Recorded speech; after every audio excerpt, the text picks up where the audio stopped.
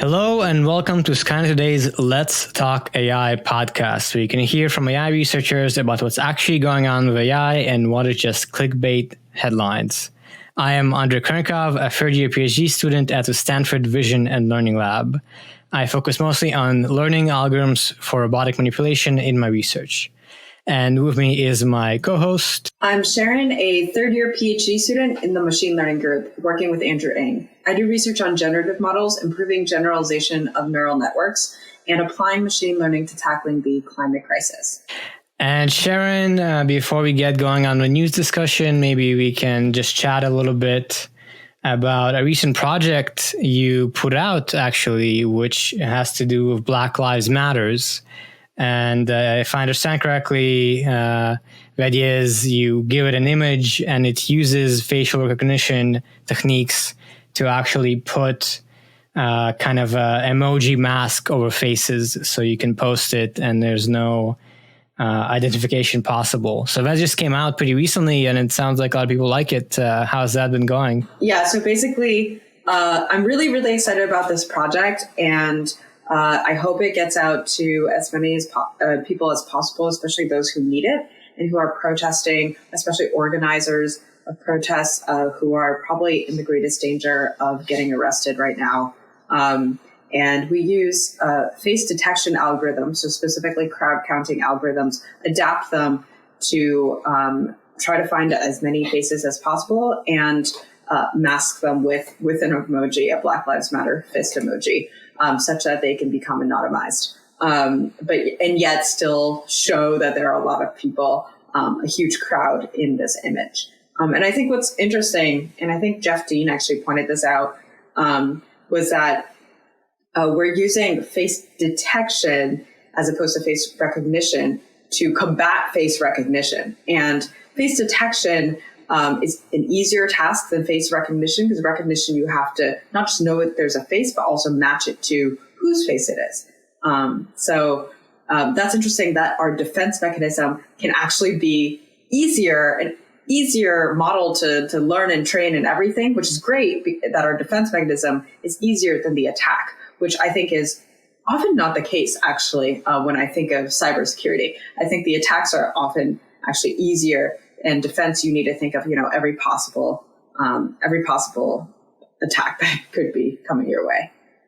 Yeah, exactly. That's an interesting point. We've discussed facial recognition a whole lot on this podcast over the last few months. So it's kind of cool to see you've worked on something that's meant to protect people from adverse effects if they are protesting or going out and possibly risking arrest for something they believe is right. So, good reminder that we can use AI for good, I think, and very cool that you got it out there. But now let us get back to our usual routine of discussing cool and interesting AI stories from the last week. And you're going to start with one that's kind of silly, kind of fun, which is from The Verge. And the title of this article is "Service that uses AI to identify gender based on names looks incredibly biased." So the summary is last week or so, an AI startup called Genderify launched on Product Hunt and within days shut down its website and deleted its Twitter account after a lot of people responded very negatively and pointed out that it's incredibly flawed. So the product basically worked by you putting in any text, any kind of text, and it used NLP techniques to predict whether the text corresponded to a male or a female of some probability. And it looks like the developer of the product did not do any real efforts to prevent any bias. So if you, for instance, input Megan Smith, it would predict female with 60% probability, but change it to Dr. Megan Smith, and it would immediately predict that's a male with 75% probability. So incredibly biased to almost ridiculous extent, which is why I said it's kind of funny. And I suppose the good news here is after the public outcry on Twitter, it was swiftly closed down and removed. I'm curious, Sharon, did you see all this annoyance on Twitter about it and these demos? Yes, I saw a bunch of buzz on Twitter, lots of screenshots. I remember distinctly Professor Anima Anand-Kumar, who's a professor at Caltech as well as head of AI research at NVIDIA, said that according to Genderify, I'm only 1.6% female as a professor. So that's really sad. So basically a lot of these words that are essentially just positions or roles have very, very kind of gendered leanings through this site. So doctor yields 96% male. And of course, female is over 98% male. Professor is over 98% male. And I think it was nurse is 91% female. So in some senses, it's like, oh, wow, this is just, they did not think about this at all. This is taking your very, very basic, very biased data set and creating word vectors. Yeah, and it shows that, as in many things in AI, just because you can doesn't mean you should, right? So here, I think what likely happened is someone took a fairly existing approach, an existing pre-trained model, and just built a little GUI around it and said, here you go, you can now predict and try to guess the gender based on any text input. But as the outcry showed, maybe you should actually think more carefully about the ways this will be incorrect and reflect society's biases, and if at least do something to combat it, which was not the case here. So a kind of extreme example of what not to do with AI and what to try and avoid and be considerate about when working with AI, it seems.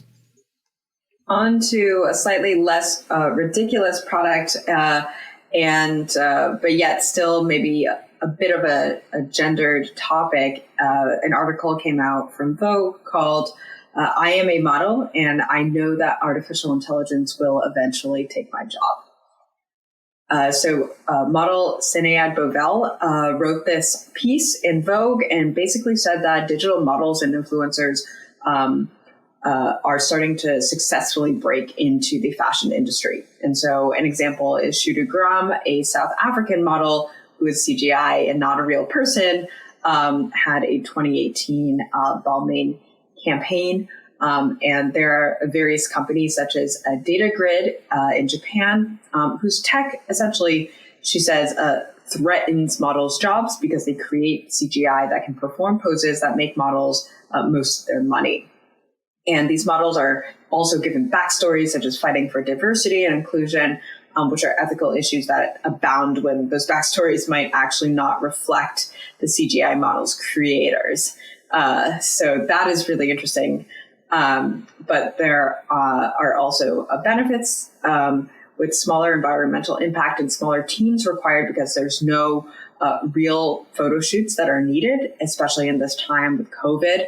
And the ultimate standard of individuality and inclusivity is what it's essentially touted as, because unlike real models, digital models are algorithms that are fed data and they can look literally just like you.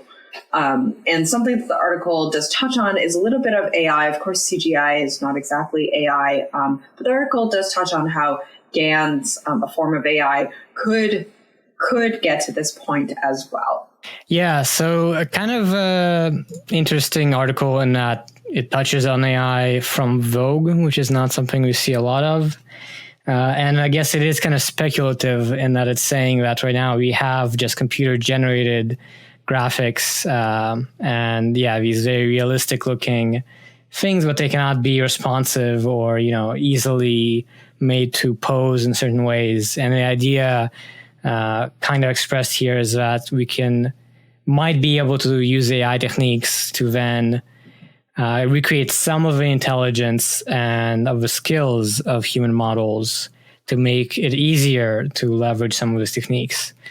So maybe still an early concern. I don't know if it's fair to say, as it says in the title, that the model knows that AI will eventually take their job.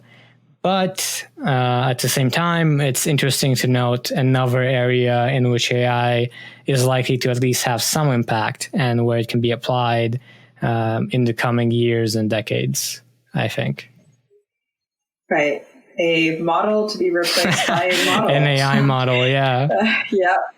Yes. Something that I would be concerned about that the article did not touch upon is the degree to which the creators, and I think the article definitely does touch upon this a little bit in terms of, the creators don't necessarily match the models, and they can manipulate the models in any way they choose. And so something I wonder is, sure, they can manipulate these models, their AI systems. Maybe some people think, who cares? It's like not a real person that they're harming or doing whatever to.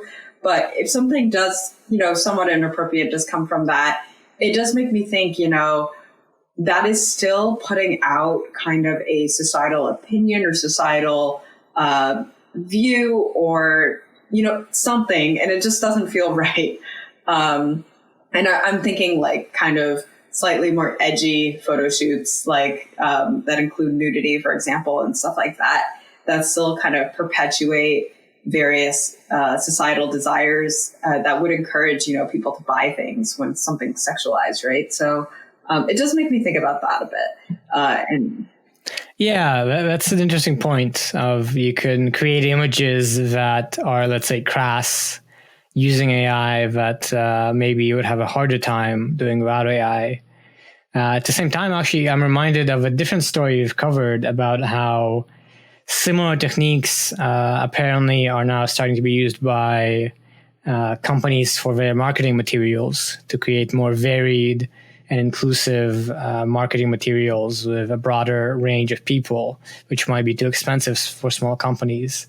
So I guess it's another kind of area where you could see things going both ways, where there are some benefits and some reasons to want the technology, but also some things to be wary of, and that hopefully we will not see too much of.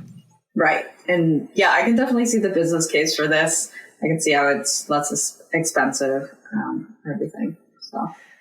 All right. And then on a related topic of jobs, there's our next article, which is from Technology Review and is titled, "An AI hiring firm says it can predict job hopping based on your interviews."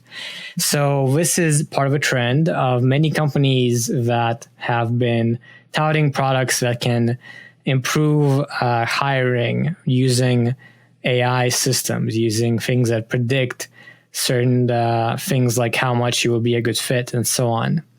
Now, the one that is the subject of this piece is the Australia-based predictive hire that screens candidates to assess job-related personality traits and that promises fair hiring. Actually, on its homepage, it boldly advertises, "Meet Fi, your co-pilot in hiring, making interviews super fast, inclusive, at last, finally without bias." So really leaning into this idea that we can use AI to be inclusive and remove bias. And they claim that their AI chatbot, as the title says, can predict job hopping probability with statistical significance. So you could make a business case here, likewise, that this is useful, but you can also make a critical case that this is just another way in which companies can, for instance, stymie unionization and weed out candidates who might agitate for higher wages, and basically make it easier for companies to put pressure on their employees and make the employees have less power. So yeah, an interesting thing that seems to be a developing trend. What do you think about this particular company and overall trend, Sharon? I'd be curious what the predictors are for that job hopping thing, whether there's ethnicity, gender, because I'm sure there is, and ageism is totally a thing too. So it does make me think, I don't completely trust them to have deep bias to that. And companies that are touting quote unquote bias-free hiring is just I'm sorry, but complete BS. I can see how you can argue an AI system be better than someone who is very, very racist or sexist, but it's really a really bold claim to say bias free. Yeah, exactly. It's interesting. This article actually links to a paper from Predictive Hire that came out on the 22nd of July on Archive, titled Predicting Job Hopping Likelihood Using Answers to Open-Ended Interview Questions. So basically, after talking to a chatbot, and it looks like they use responses from something like 45,000 job applicants who completed an online chat interview and also self-rated themselves on a job hopping motive scale to analyze the correlation. So they're claiming that they collected a data set and then they trained this statistically significant prediction. But given the paper just came out, a week ago, and they're trying to commercialize this and make it be used by companies, I would say I'm pretty skeptical, especially when we know that it's very easy to collect flawed data sets that don't represent various people. It's very easy to make it easy for the AI system to do well on your data set and not really work in the real world. I would say I'm very skeptical of their claims here.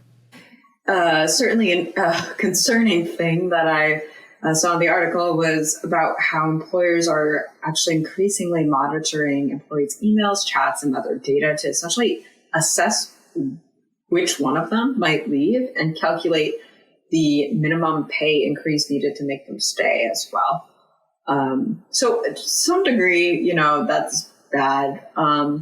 Though there also is a good element for those who maybe are not likely to speak up or negotiate. So I could definitely see a silver lining there, where they would then try to increase someone's pay. But Indeed, yeah. So again, hopefully a case where maybe some of these techniques can be used to improve, team dynamics or actually improve the accuracy of hiring, but only if done in the right way and hopefully to benefit people rather than hurt them.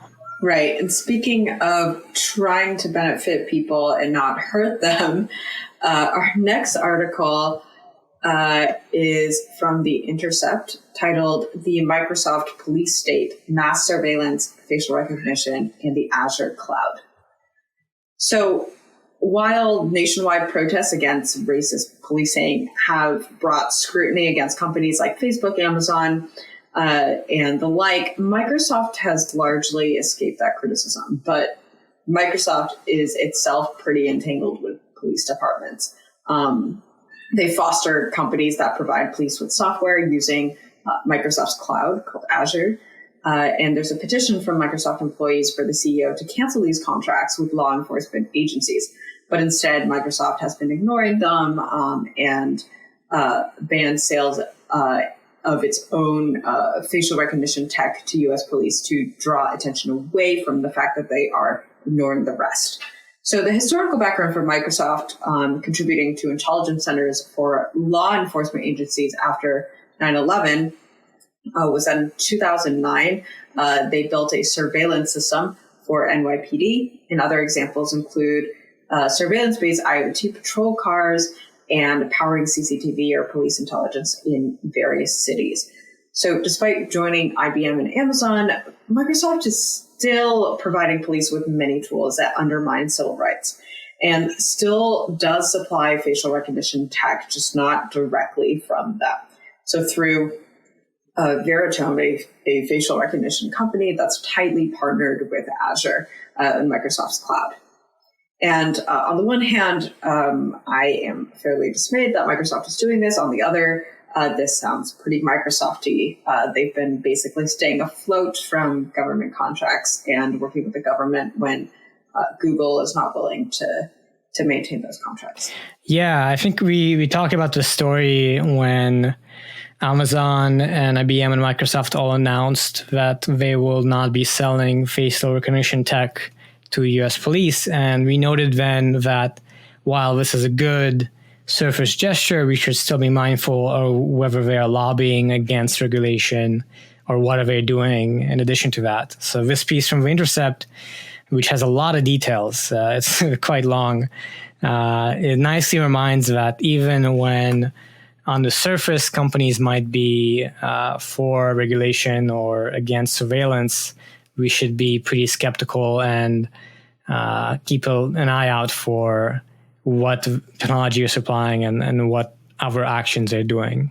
Yeah, what's worrisome is that these essentially armchair attempts at supporting something like this is seen by perhaps activists, but definitely the press, as, a moral high ground. So the press and activists actually both praised Microsoft's move to remove or ban sales of its own facial recognition software to the police in the U.S. But Microsoft actually didn't do anything about all the other companies that it's supporting, and the press still claims Microsoft has a position as a moral leader in tech, and that may not be so black and white, may not be so clear cut. Yeah, exactly. If the article, for instance, is saying that Microsoft is enabling this other facial recognition company, Veritone, right, with their Azure technology. And on to a slightly less serious topic. Vice has an article titled, "The Record Industry is Going After Parody Songs Written by an Algorithm." So, quote, Weird A.I. Yankovic, which was created by Georgia Tech researcher Mark Rydell, has generated a lyric video featuring instrumental to Michael Jackson's Beat It that was recently taken down. And Rydell believes that the creation actually falls under fair use, and this incident at large raises questions about ML and fair use policies. And of course, this is pretty complicated, as there's a question of whether it matters that the work was created by an algorithm in the context of this fair use protection policy. Also, there's consideration and debate of whether this takedown notice was sent by an algorithm or a person as well. So into a little bit more specifics, on May 15th, Rydell posted an AI-generated lyric video featuring Beat It, and then it was taken down on July 14th. So that's about 2 months later. And this is when Rydell tweeted it. And this was when Twitter allegedly received a Digital Millennium Copyright Act takedown notice for copyright infringement from the International Federation of the Phonographic Industry, which is an organization that represents major and independent record companies. So, Andrey, do you want to talk about some of the specifics of which neural networks are used? And also, I would love to hear your thoughts on this. Sure, yeah. So, Mark Rydell, who actually was my teacher when I was at Georgia Tech, an undergrad, developed this using two kind of state-of-the-art neural nets, GPT-2, which can generate the lyrics, and he also used ExcelNet, which I believe maybe helped with the rhymes or otherwise complemented the lyric generation. So the system just generated alternative lyrics that match the rhyme and syllable schemes of the existing songs. And so the naming Weird A.I. Yankovic is sort of meant to mimic the idea that it's sort of like parody songs, which Weird Al Yankovic makes, where the songs match the rhyming and scheme of the original song and can be played to the original tune, but have kind of different lyrics that are maybe funny or different. So in theory, such parody is protected under fair use, which is why this is a little bit tricky, where humans could produce parodies with different lyrics and in theory use the same music, but here it was done by an algorithm. Should we be protected? Should it not be? It's actually an interesting question, I think. How about you, Sharon?